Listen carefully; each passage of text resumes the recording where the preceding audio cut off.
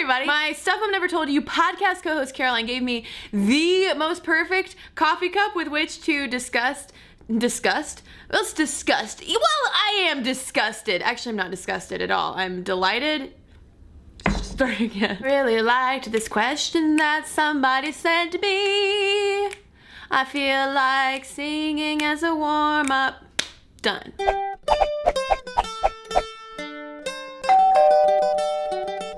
This week's Stuff Mom Never Told You question is actually in response to a Stuff Mom Never Told You podcast episode, and I have a feeling that a lot of you would enjoy listening to it because this episode is all about the social justice warrior and what all of that means, good, bad, ugly. Emma wrote in wanting to know, I just listened to your Social Justice Warriors podcast. A lot of what you spoke about resonated with me, and I was reminded of a recent trip I made to see an old friend. At one point in my trip, we were having a conversation, and she accused me of being a buzzkill and too sensitive about the issues I'm passionate about. I kept bringing hurtful terms and political correctness to her attention. Is it still okay to let people know that what they're saying is harmful even if they mean no harm or if they're just having fun? I obviously don't want to be a constant Debbie Downer, but I find these issues very important, and if I don't speak up and bring awareness to it, I feel like I'm not really helping the cause. If they really mean no harm, shouldn't they want to know if they could be causing it? So this is something that I have a bit of personal experience with, both in my on and off camera life. There are some important principles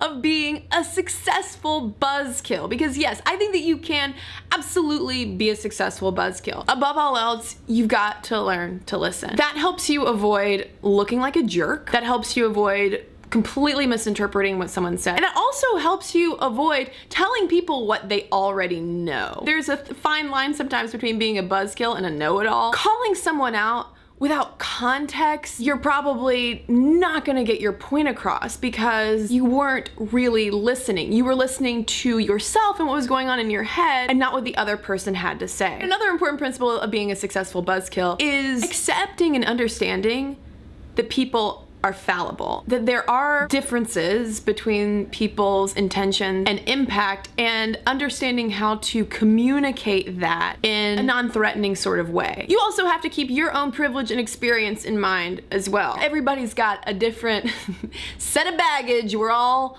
hauling around, and you don't know. Another way of saying that is approach it with humility. Sometimes too, choose your buzzkill battles wisely. If you take it upon yourself to be the, 24/7 social justice warrior, never gonna stop. You're playing a game of whack-a-mole. You're going to exhaust yourself, and you're also going to exhaust that relationship. You're gonna alienate that other person. And this is not me advocating for just giving a free pass for whatever kind of sexist, racist, discriminatory nonsense is coming out of other people's mouths because you just don't wanna look like a jerk all the time, but rather to pay attention to yourself and your motivations, pay attention to the context around you, and that's gonna give you a lot of clues as to whether or not this is an opportunity for productive dialogue. If the answer is no, this is not an opportunity for a productive dialogue, then you take the next step and you decide, okay, well, is it worth it? And if the answer is yes, then do it. So when I say being a buzzkill, I don't necessarily mean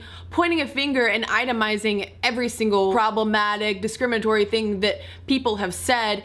It can simply be, you know what? I'm uncomfortable. You know what? I don't find that joke funny. See y'all later. Maybe not. That can also be a surprisingly effective teaching tool as well. If you make it more of this multiple step process rather than just this knee-jerk response, as I have tried to learn to do in my own life and in my own communication with people. In those times when the answer finally is, yeah, we're gonna go for it, I'm gonna buzzkill the heck out of this situation, you'll feel better about it. It won't make you second guess so much because you've already done the homework to get you up to that point. Now I want to know from you, have you had similar experiences as what Emma wrote about, and do you have any tips for how to be a buzzkill? And does being a buzzkill worry you? Let me know in the comments below. Thanks to everybody who commented on last week's Ask Kristen video, What If I Hate My Mom? All about how Mother's Day is kind of a terrible, no fun day at all.